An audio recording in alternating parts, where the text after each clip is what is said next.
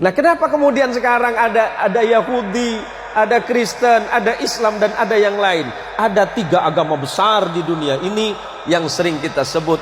Kalau kita mengacu kepada 3 agama besar ini, mulai dari Yahudi, kemudian Kristen, dan yang paling terakhir adik bungsu namanya Islam. Kenapa penyebutan nama Tuhannya nyaris sama? Yahudi menyebutnya sebagai El, karena Ibrahim.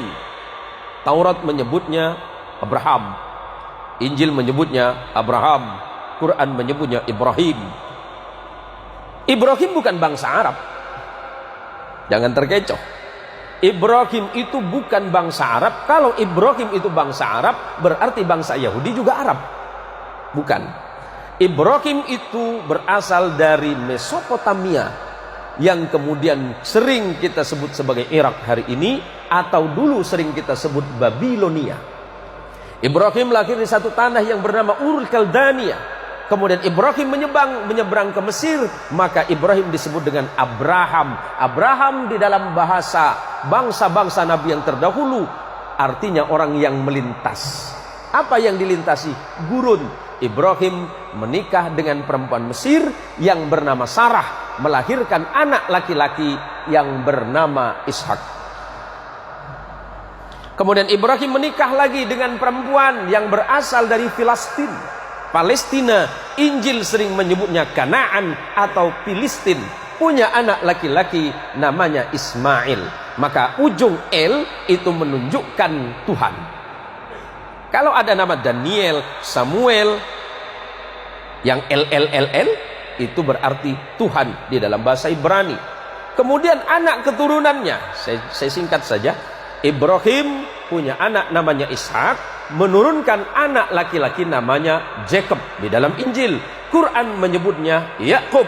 Kemudian Allah menyebutnya Israel. Injil menyebutnya Israel. Ezra artinya kekasih, El artinya Tuhan, karena Yakub adalah kekasih Tuhan atau kekasih Allah. Yakub punya anak 12 orang bersaudara yang sering disebut sebagai Bani Israel, karena anak keturunan Yakub. Yakub disebut Israel, anak Yakub disebut Bani Israel. Siapa? 12 orang. Yusuf bersaudara. Abangnya Yusuf bernama Lewi. Lewi punya anak namanya Imran. Imran punya anak namanya Moses. Dalam Injil, Quran menyebutnya Musa. Dan punya adik yang bernama Harun. Adik Lewi namanya Yahuda, yang kelak menjadi cikal bakal nama agama Yahudi. Yahuda punya keturunan terus, salah satunya bernama David. Di dalam Injil disebut sebagai the King of David. David punya anak namanya King of Salomo. Al-Quran menginformasikan sebagai Sulaiman. Sulaiman punya 2 orang anak yang kemudian tidak jadi nabi, tapi keturunannya ada yang bernama Imran. Imran menikah dengan Hana. Hana dan Imran punya anak yang Quran menyebutnya Maryam, Anda menyebutnya Maria.